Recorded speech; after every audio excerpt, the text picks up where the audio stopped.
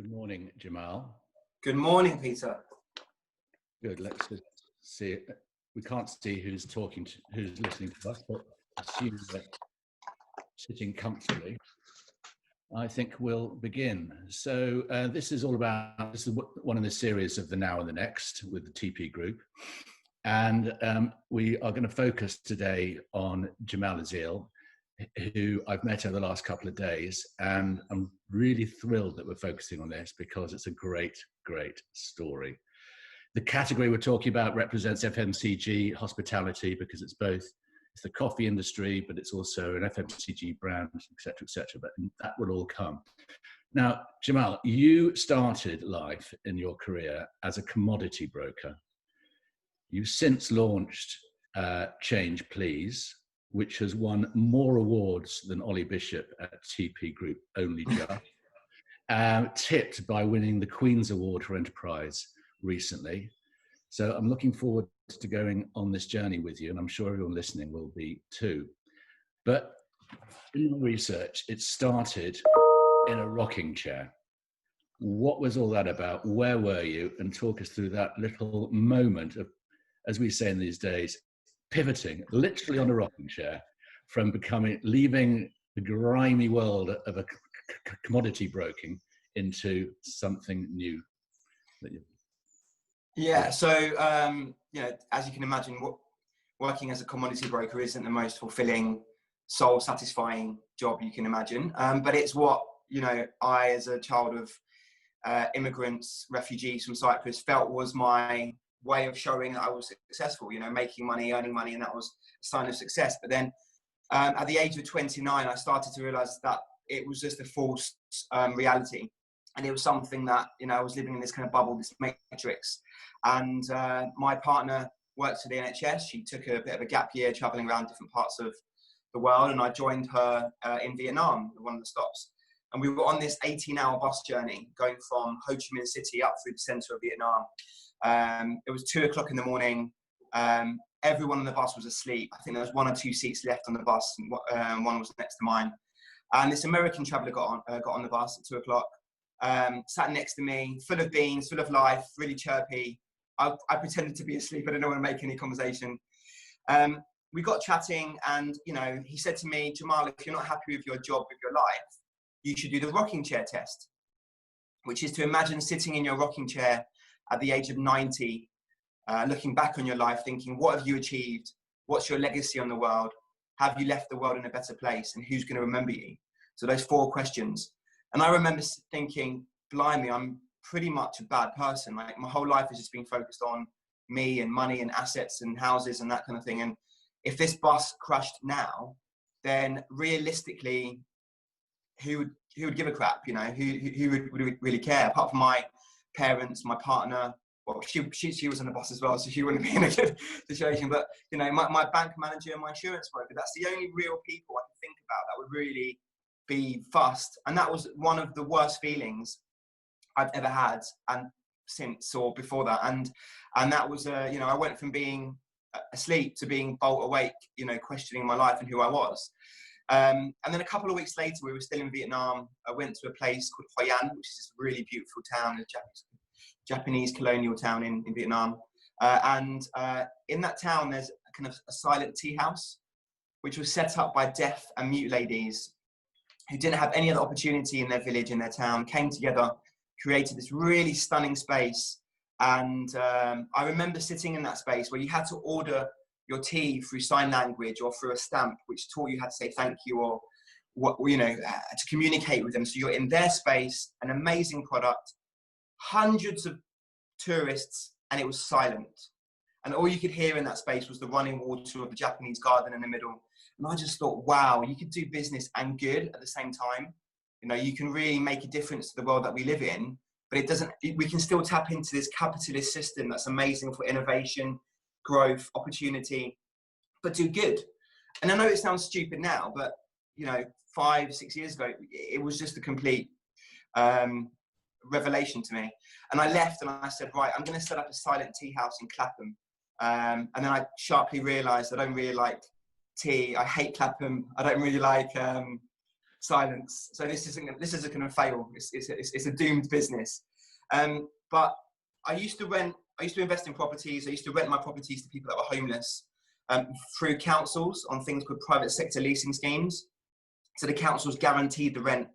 And I thought, rather than these people who are homeless renting or being dependent on the government, on councils for their accommodation, if we could find a way to give them employment, so development from the tea business into coffee, we could find a way to give them employment so they're self-sufficient, they have dignity, they are reliant on their own income, their own work, as opposed to being dependent on the government. This is surely a sustainable way. We can do the housing part, we just can't do the employment part.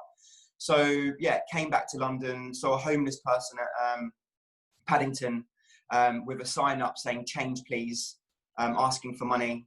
And then finally, a couple of weeks later, I went to a Banksy exhibition and saw a piece of Banksy artwork where he's painted a homeless person with their hand out and a coffee cup underneath their hand saying, "Keep your coins, I want change."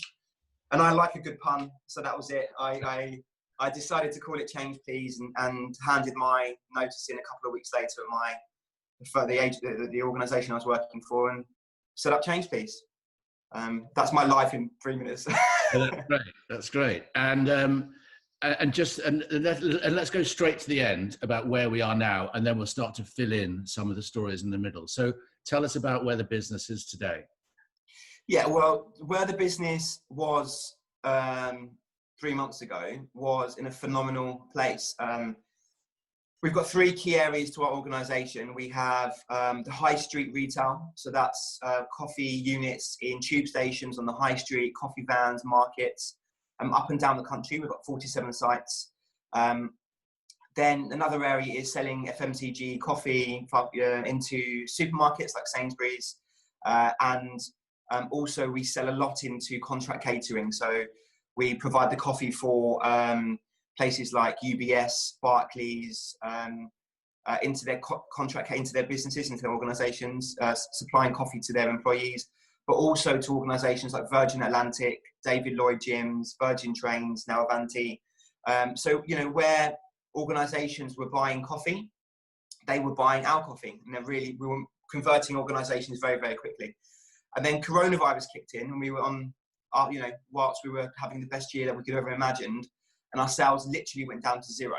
I think we were on close to kind of 4.5 million sales this year, 3.5, 4 years into our business, and it went down to zero. So it was a massive kick in the teeth. And you got it, didn't you?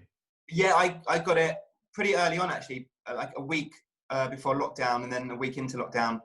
And it wasn't great. It wasn't a great situation. Yeah. And that was actually during, we've got 72 people in our team, and that was during a time we were thinking we had to actually pretty much make all but 6 people redundant. That was the thinking, and then the furlough scheme kicked in and saved us, like most hospitality FMCG organisations. And when you're talking about making people redundant in your organisation, there's a danger. They're homeless people who need looking after. So the pressure on you must have been enormous. So actually, the plan was to make people redundant in phases, and to use any spare money that we had in our bank account on paying for accommodation. So we have a duty of care to the people that we support. So we pay for their housing, we pay for their hostels if they're in hostels or their kind of permanent accommodation. But also we had to pay for their food, drink, transport, but also the payment towards counsellors, therapists that we already employ. They became vitally important because we had to provide mental health services. All of a sudden, someone who's a victim of domestic abuse, an ex-offender, a military veteran, someone's got OCD or kind of depression, they are incredibly vulnerable people already. So the reason Change Please works is you're taking someone who's quite vulnerable, lacking confidence, lost hope in society, and they're now standing behind a coffee machine in a safe space, serving somebody coffee. So they're not now asking for donations and handouts and asking people for something, but now people are coming to them, asking them for a cappuccino. So that self-worth, that place in society is so important, that dignity is so important, that stopped all of a sudden. So we had to provide mental health services, to people who are staying in hostels alone in lockdown. That was a key element to our duty of care. So Jamal, and one of the things I've been thinking about is how the recruitment process and how you get someone, give them an opportunity, but probably everybody doesn't get through that recruitment process. So basically, we get referrals from a range of organisations. Well, actually, in the first days, Peter, I used to go out on the streets, finding people that were homeless, thinking that that was a way of making a difference to people's lives. But actually, you know, if you're able to survive on the streets, then you're able to tell people what they want to hear, to give, to take an opportunity. So in the end, we went straight to organisations like Crisis, Shelter, St Mungo's, Thames Reach. We partnered with The Big Issue, and we essentially filtered people right at the beginning to make sure that they're suitable for employment. So we look at things like money management, timekeeping, customer interaction. Are they turning up to work? You know, how do they interact with people? But one of the things that we started to struggle with was, you know, all of a sudden, that person went from having zero hopes, zero income, to £22,000 a year and just short-term hopes. So we had to start providing things like occupational therapy to give someone a longer-term planning towards what they wanted to spend their money for. And one of the key areas that we found challenges with were things like loneliness.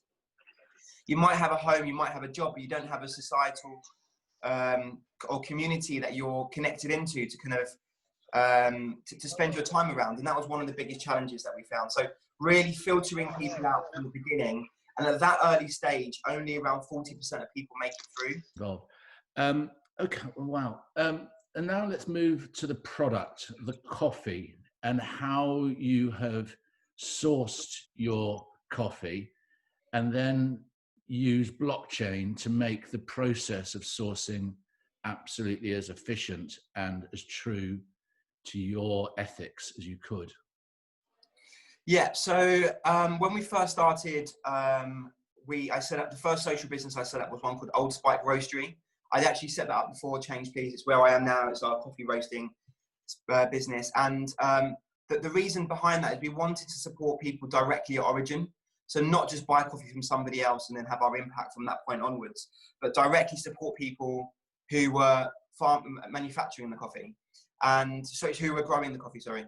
And we started to work with a farm in Peru that supports women who are victims of domestic abuse, another farm in Tanzania that supports landmine victims. And that allowed us to control our full supply chain. But then we started to realize, actually, even in that model, when you're tracking back the route the coffee then takes through brokers, a cooperative, shipping costs, so on and so forth, that farmer is only earning 1/15 of a penny of a £2.50 cup of coffee. It's horrendous. And last year there was a lot of press attention around this. And we decided actually to work with a company in Holland to kind of really track via blockchain, what is the process if we paid farmers directly and had more of an influence on origin and how people are purchasing coffee, how we can increase the money that farmers are directly receiving. And using that blockchain model, we're able to reduce the amount of fraud, corruption.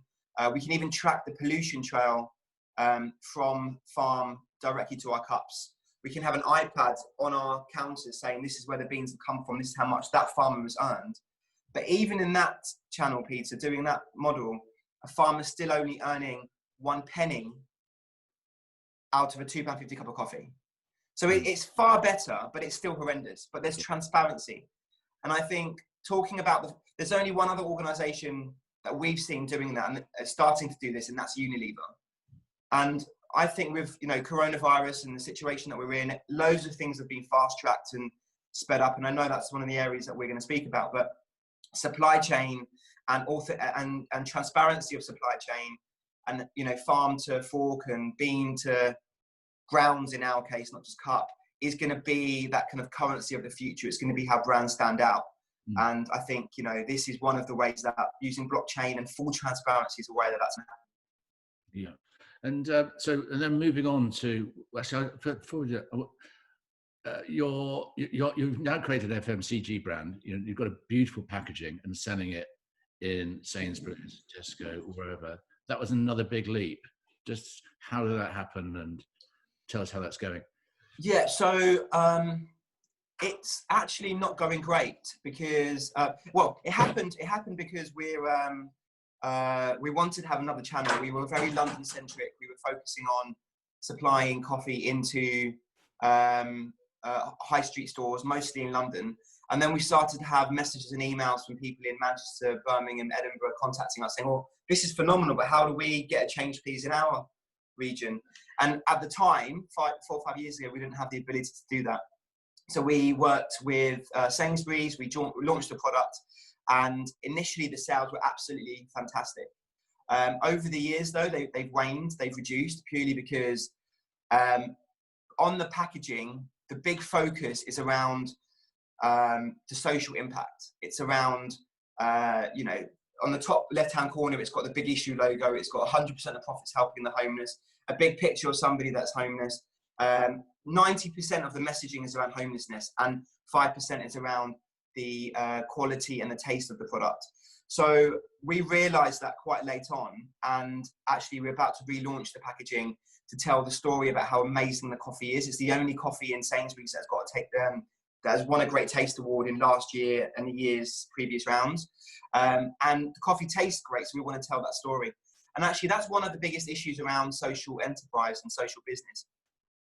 Consumers want to do good, they want to buy social products and make a difference to the world that they live in, but that can't be at the compromise of the intrinsic rewards that they were hoping for when purchasing that product. So it has to be about the quality, the taste being first, the price being attractive, and also the convenience to purchase. Those 3 elements need to come first to have a successful social business, and the social element has to be a bonus.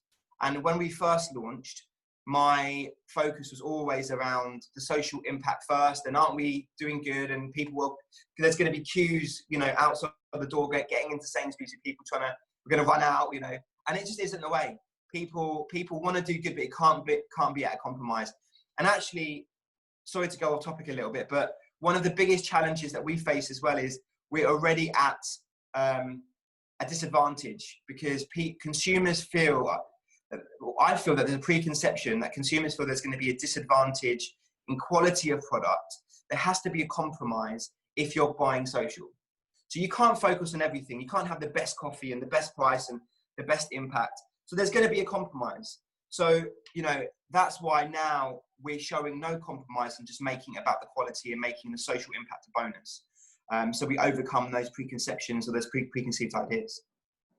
And what are the market levers that you use? They change for each demographic, each market that we sell to, and each demographic we're selling into. At the moment, we heavily rely on PR, and when there's a story around homelessness or social enterprise or business for good, we're contacted. We were on ITV 2 days ago, talking just generally about social enterprise in the business. So, and we see a massive uplift in subscriptions on our website as soon as we do that. So we've got a little bit lazy around things like digital marketing and advertising online, which is going to be a big issue for us in the future. But it ranges from, in supermarkets, we have a lot of point of sale promotion in, we're now heavily pushing our online coffee. We use PR a lot. I've seen the work that Virgin have done for you in the planes and in the tubes. Yes. Just talk us a bit about that. Yeah, so we supply coffee. We're the coffee supplier for Virgin Atlantic, all lounges globally, all planes, and also all Virgin trains, which are now Avanti Coast. And it's been phenomenal for us. It's been an absolute revelation. Virgin trains used to sell 90,000 coffees a week, so that increased our brand recognition. And also now, when you're on a Virgin Atlantic flight, at the end of a flight, you see a video which talks about change fees and the impact that we have. And that really has been phenomenal for us, whether you're in first class, or they call it upper, premium economy, or in a lounge. And it's really changed the way that they see charity and social business. They used to have the put your change in a bag scheme, you know, somebody walking through the plane, the cabin at the end of a flight saying, you know, give your spare change into this bag. And people didn't really interact with it because they spent their change at duty free, or they didn't really use change because everything's contactless now. So you're left with a feeling of guilt that you haven't contributed. Now they see a video saying, you know, you might not have known this, but the coffee you've been drinking on board at Virgin Atlantic has been Change Please coffee. Then it cuts to a video about somebody from LA, Manchester, New York, who's been supported directly from drinking our coffee. So you're left then with a feeling of pride, with a sense of satisfaction as you're leaving that plane that you've flown Virgin. And they value their potential future sales on the NPS scores, the Net Promoter scores. And they've seen an increase in that since partnering with us. So I think coronavirus has definitely sped up that sense of altruism, that sense of community, that sense of wanting to do good. And I think brands that are interacting with how they're doing it themselves, or interacting with social enterprises or social businesses that are doing good in partnership with them, is really going to be a way that they stand out in the future. Mm. And I, hand on heart, believe that brands like Virgin or David Lloyd, or, you know, all the brands that are really focusing on social impact, WeWorks, for example, at the moment, they're at a competitive advantage. And I was saying in January, I was saying last year in 2019, that in the next 5 years, brands that aren't supporting or working with social businesses are going to be at a competitive disadvantage. And I genuinely think that coronavirus has sped that up to be in the next 2 years. So it's now an opportunity to kind of really work with and support, forget coffee, forget homelessness, the social enterprise sector as a whole, you know, working with farmers at origin, working with environmental projects, social projects, victims of domestic abuse, people who are autistic, working as coders or in digital environments because they've got skill sets that, you know, non-autistic people don't have. And I think this is really an opportunity to start looking into that space and making a difference to the world that we live in, just by buying the same product somebody would have bought anyway. So that's what's exciting. How do you think the pandemic will affect your business? The things that are coming out of it, what will be different about your business? So when you say my business, so we've got Change Please, which is the coffee business, mostly B2C and in corporate environments. We've got cold rooms and the restaurant side of the business, which is social enterprise, restaurant space, again, award-winning, best Sunday roasts in London, best steaks in London by Foodism. So, and then we've got a new social business called Serious Tissues, which is essentially paper loo roll, where we plant a tree for every toilet roll that somebody uses. Currently, it's all the profits go towards the NHS, and each of those businesses are being affected completely differently. So, Change Please has had a massive hit. It's really changed. We've gone, as I said, down to zero revenue. We're not able to support as many people as we were supporting before. We're not able, you know, if you think about Virgin Atlantics, they're struggling. If you think about David Lloyd gyms, they don't have people in there. WeWork, the members aren't coming back yet. All of our major supply partners aren't operating, and their business is going to be affected at least 50-60%. So actually, after this webinar, we're about to sign a contract to supply 60-70% of all government contracts with coffee. So Whitehall, Foreign Office, Cabinet Office, Department of Justice, Downing Street. And those public contract spaces is where we're pivoting to because that's always going to be as busy, if not busier, in the next 2 or 3 years. With cold rooms, for me, we went very quickly to a delivery model. We're now working with Slurp, and it's been a massive challenge. In the first weekend, when we started doing deliveries, we're famed for our Sunday roasts, and we sold out of Sunday roast within 15 minutes. And that we sold more Sunday roasts online in 15 minutes than we do typically on a normal Sunday. And for me, that shows a representation of where people will get to full circle after coronavirus. People want to see a sense of normality, community, being back to seeing people face to face. And I think in the short term, and by short term, I mean 6 to 9 months, we're going to struggle. We're going to need support from our landlords. So anyone from Archco Network Around, if you're listening, please, please bear that in mind. We're going to need support from our landlords, and we're going to need consumers to also think about buying direct and not just via Deliveroo or Uber Eats, and think about how coming to the websites of organisations that they want to support, whether it's farmers, whether it's restaurants or whoever it is, and buying direct, because the cuts that those delivery companies are making is just unbelievable. 25% heavily eats into most of our profits, and it's a massive challenge for the hospitality space. But the serious tissues business has really thrived, you know, and for me, it's a representation of how business for good. Again, going back to those areas, if the quality of the product, you know, if it cleans your bum as well, if it costs the same, if it's convenient to purchase, then that's going to be how we make an impact. And giving the profits to the NHS is what's going to be the differentiator.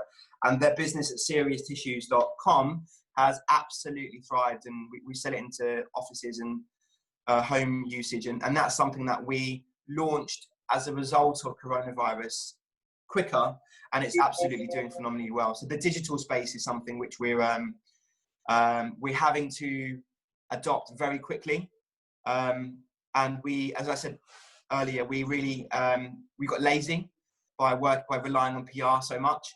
And now in the last 2 months, we've been speaking to TP Group very closely and looking at how we can improve our SEO, our pay-per-click, and using voice recognition and so on and so forth are going to be better and more advanced with how we sell our products. Well, you'll be in safe hands with the TP Group, I can guarantee that. I've seen that already. Tell us, so Richard Branson is your mentor. Is that a continuing mentorship? Or just tell us what that's been like and what you've been doing. So it's pretty early on, since when we launched Change Fees. Well, we got funding from Virgin Startup, which was phenomenal, and that really, I would recommend for any startups listening that even if you don't need the money, just getting a mentor support is absolutely fundamental in development and growth, in ability to structure your business. But for me, that was really one of the best building blocks I had. Not necessarily just Virgin Startup, but any type of those startup loans, because you get that mentor support. And 3 or 4 months after we launched, got an email from Virgin Group saying, would you be interested in going to Necker Island and presenting to their leadership team? And I was like, no, I'm busy. No, yeah, that's right. What's the weather like? Is it going to be hot? So yeah, I went out there, I presented to them. George Clooney was on the island at the time and got some support from him. And it was, it was absolutely phenomenal, and got mentoring from Richard Branson, which, was till today. And that continued, and I've met him quite a few times since then. And he's opened up a huge amount of doors for us as an organisation over the years. And actually, I know it's not about topic, but the bad press that they've got over the last 3 or 4 months, in my opinion, has been completely unwarranted and harsh.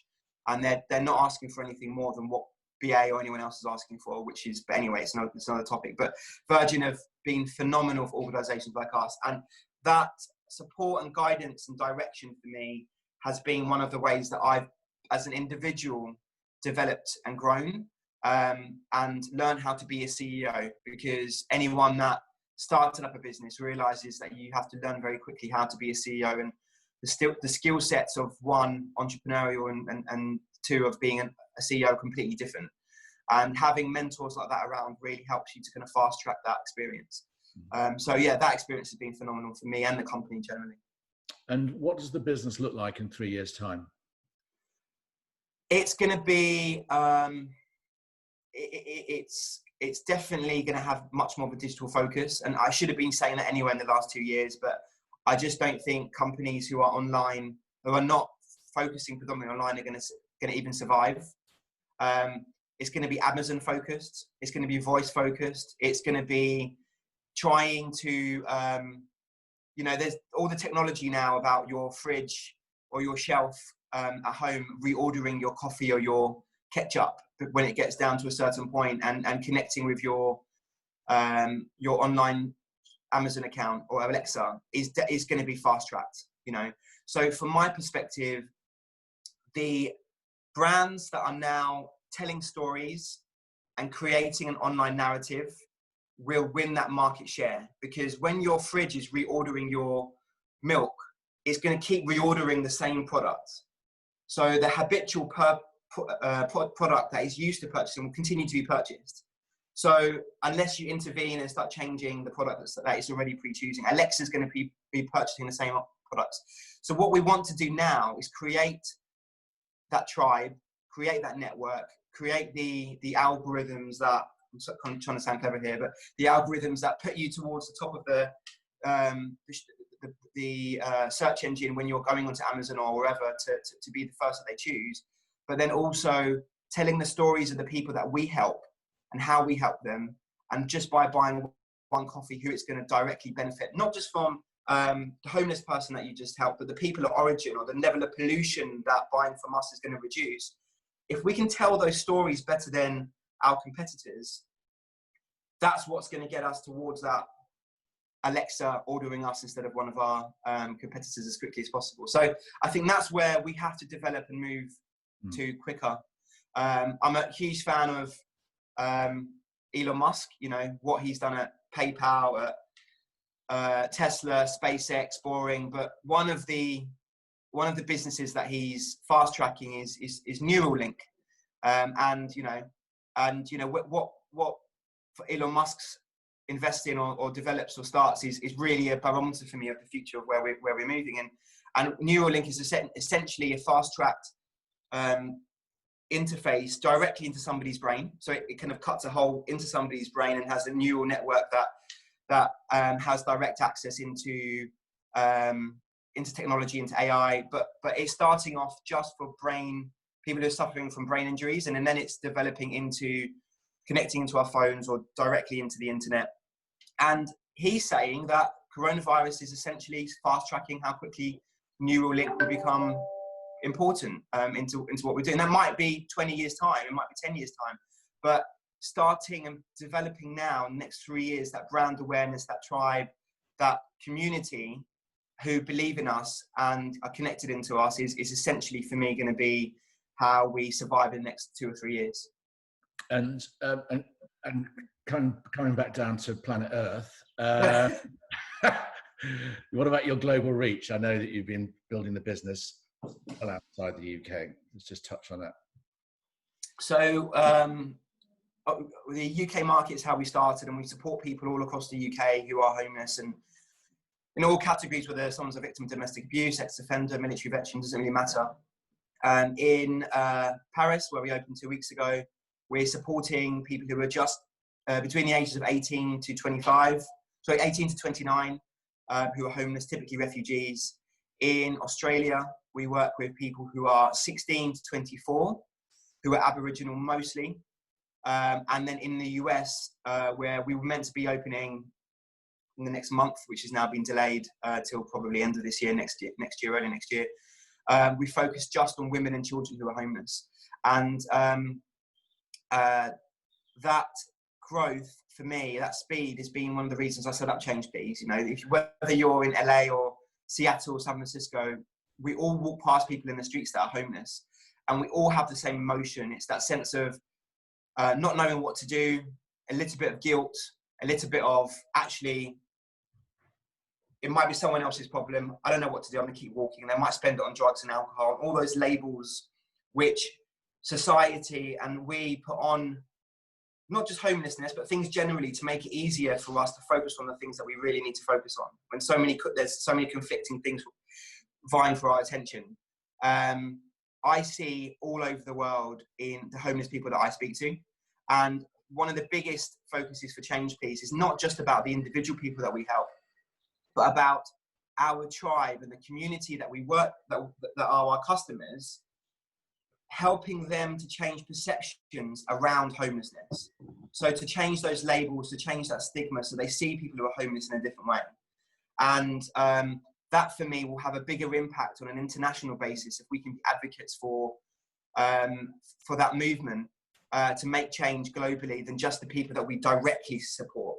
And I think, you know, if you're walking past the tube station and you see someone that's homeless, and then 2 or 3 months later you see that person serving you coffee, and you find out that they're a mother, a father, you know, an ex-offender, a military veteran, and that changes your perception about the humanity of that person and people that are homeless, to a way where if we share that online and digitally, we'll have a bigger impact than we could ever imagine. So that's what's so interesting for me on an international basis. But also, just tapping back to FMCG and hospitality on an international basis, the work that's happening in Australia with the government making it law that each company needs to spend 10% of their supply chain on buying social products, so buying products that are from companies that are 50% owned from Aboriginal ownership, is starting next year, but the coronavirus has dramatically sped that up, and we're seeing orders coming in Australia quicker than we ever imagined, and I think that's what's going to happen in the UK, in Paris, in the other markets that we set into, where businesses and consumers are really looking for that kind of those altruistic consumer-led local products, and that's what's so exciting about getting inspiration from other markets. Super. We've got some questions coming up, but before we go to that, I'm going to go back to the rocking chair. You are 96. Looking back, what do you see? Hopefully I don't see a Skynet scenario from Terminator where we're overrun by robots and AI and so on. Well, we are going to get to that point, but anyway, I see a world that we don't. In 50 years, I hope I don't have my children saying to me, did you really have people sitting out on the streets that were homeless and you just walked past and you didn't do anything about it? Did you really have people that, like, who are autistic and could contribute to society, and they were forgotten, but they were the smartest people who could have focused on the digital world? You know, I really want us as a society to look back and think about the people that are more vulnerable and in need and in support, and think about how they can be brought to the forefront of our society, whether they're NHS frontline workers or they're someone with a physical or mental disability. And I hope that's going to be fast-tracked and be something that we don't even have to talk about anymore, or that integration of community and society and need is going to be something that we just see, we take for granted and we appreciate. So that's what I would love to see in that rocking chair moment, that ability to make all parts of community equal and have society equitable. And it sounds very hippie-ish, but I genuinely believe that that's something that we will see and that will happen in the future. And just to top that, I can see a question from Charlotte, just the cherry on the cake. What's been the proudest moment of your career so far?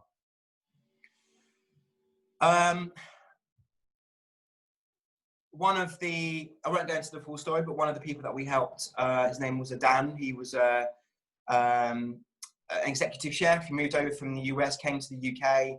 He lost his wife and his daughter in an accident, became severely depressed. He then saved a lady from drowning in the Thames. She jumped into the Thames trying to commit suicide. It was a freezing cold night, icy waters. He was home at the time, wasn't he? He was home. Sorry, yeah, he came to the UK. He lost his job because he was depressed because he lost his wife and his daughter in an accident, sorry. And he was homeless at the time. He saved her life. And as a consequence, that was in 2011, he saved her life. He won the George Award for bravery from the Queen. He won the High Commendation from Prince Charles of Buckingham Palace, and that hadn't been given to anybody in 43 years. And that was in 2012, 2013, 14, 15, 16, 17. As soon as that press died down, he was still homeless for all those years. And he said to me that as soon as that press died down, he went back to the streets. People just saw him the same way that they saw everyone else that was homeless, potentially as being a drug addict, having mental health issues. And the truth was, he was literally a national hero. And he came and found us. We gave him a job. And the skill set that he had as a chef, we cannot find in the open market. That attention to detail, that precision.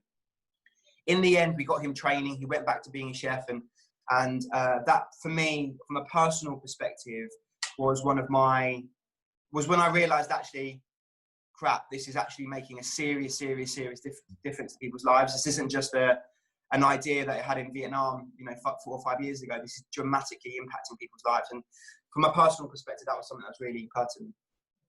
As a springboard, the question here from BB Ross: how long do the homeless people you employ stay on with you, and after where did they leave and what do they usually go on to do? So it's a full spectrum. If you're someone who's newly homeless, or if you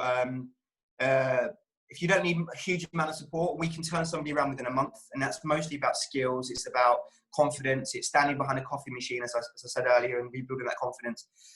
So we've had some people that are still with us 4 or 5 years later because they've got more intrinsic inherent needs that we can't change and help. And they're only really going to get employment from us or people that are highly supportive. But typically it's around 6 months. And we work a lot with contract caterers. The big challenge that we have is we pay a living wage.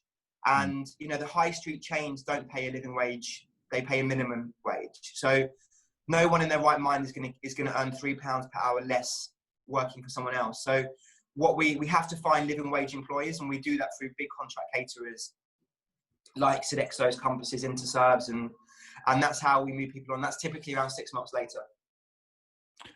I've got someone reaching out who wants to help you. Moshin, he's from changeahead.org.uk. We support with poverty and homeless alleviation using Tech for Good, being launched on World Homeless Day in 10th of the 10th. What can organisations like us do to help? Well, probably so I think meet up. Yeah, no, I know most, and I think the work that he's doing to kind of connect tech and access to information for people that are homeless is only going to be sped up now after the coronavirus times. And I think that access to information and that support networks that people, whilst they're at home, working from home, or can interact with people that are in need, I think is something that's absolutely phenomenal and going to make a massive difference. But that, actually going back to your question about the next 3 years and where that's going to lead us to, I think tech and impact is really going to be at the forefront of our kind of development and opportunities for how we change people's lives, I think. I've got a question from Ollie Bishop, the king of the TP Group.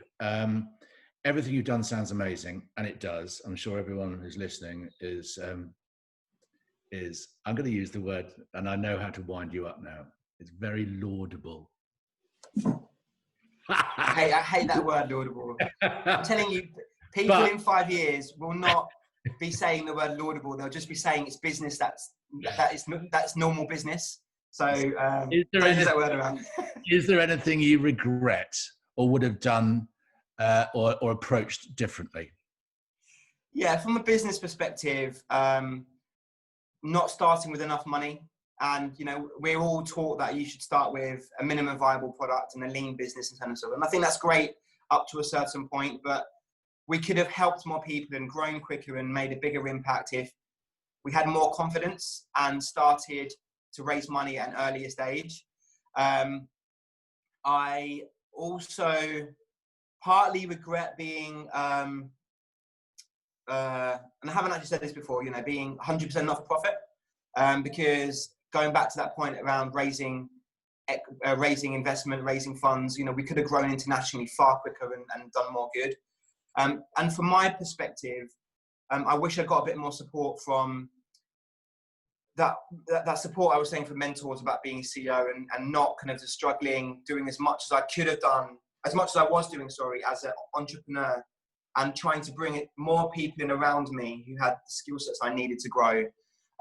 Also recently, actually, not relying so much on the PR and really tapping into our online sales, more digital, SEO, pay-per-click. I mean, for heaven's sake, we get $12,000 a month from Google AdWords, Google Charities, to invest in AdWords and pay-per-click, and we don't even use it. I mean, it's embarrassing. And I think if we're not gonna, no matter how much good we're doing in a couple of years' time, if we're not at the front of that tech scene, we're gonna struggle. We're gonna be non-existent. So I think that's a massive regret actually for me, that I've really started. The coronavirus has sped up in my realization. Yeah. really interesting. I'm just going to end on one question, which is a lovely question, which is, with all your experience working with homeless people, what do you think is the biggest thing that ordinary people, like all of us listening, can do to help? So the whole thing around, I mean, the Black Lives Matter re-energized movement at the moment, what's inspired me about that is the need for people to educate themselves and question the status quo and question the preconceived ideas, the stigma, the stereotypes, the labels that we put on people in society. And I think the education that we need to do around homelessness and the different levels of homelessness and the different groups of people in society that have become homeless is, for me, really important. And I think, actually, forgetting homelessness, it's around, look at all of the vulnerable groups, the communities, the farmers, whoever it is, the challenges that we have in climate change and carbon footprint, and just starting from a 0 point, forgetting all of our preconceived ideas and our knowledge around those areas, and just starting a re-education piece around those topics, and trying to learn the reality of what we're facing in the future and what we can do about it. I'm going to put homelessness to one side. That re-education piece for me is what I feel we should all be doing step by step, starting with the Black Lives Matter movement that's happening at the moment. Then ideally, next one is homelessness. But on a practical shorthand, treating that person, or imagining that person was a father, a brother, a sister, and rehumanizing that person that you walk past in the street, saying hello. When someone's at, the last, lost the last ember of hope, that kind of reconnecting with somebody, that communication with someone, making eye contact at least, it could be a difference between that. And I'm going to sound a bit dramatic here, but I've heard these stories so many times. That difference between committing suicide, feeling like you can continue. So just trying to rehumanize that person, even with eye contact or saying hi, is a really fantastic starting point. Re-educating yourself around the topics. I'm not going to say to give money or not to give money, because it really depends. I've heard that from people. Some people have stayed on the streets 10 years longer than they wanted to, just because they were waking up every morning and they found £100 being donated to them. And that's what continued or exacerbated their drug dependencies, etc.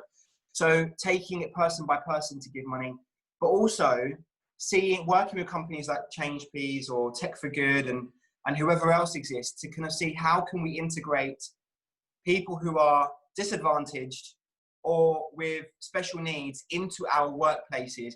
Can TP Group employ people that are autistic, for example, who have got skill sets that are needed?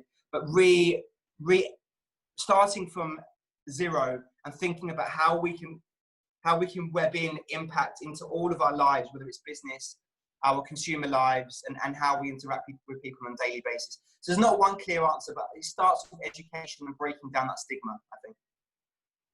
Look, that's been amazing. On behalf of everyone's listening, thank you so much. It's been really inspiring, and I'm delighted to have met you. I hope our paths cross again when I'm in London. And good luck. I mean, you're a legend to all of us, and definitely a very proud and deserved winner of the Queen's Award for Enterprise. And there'll be many more of those. So thank you very, very, very much. Thank you. Thank you, Peter. Thank you, everybody, for listening.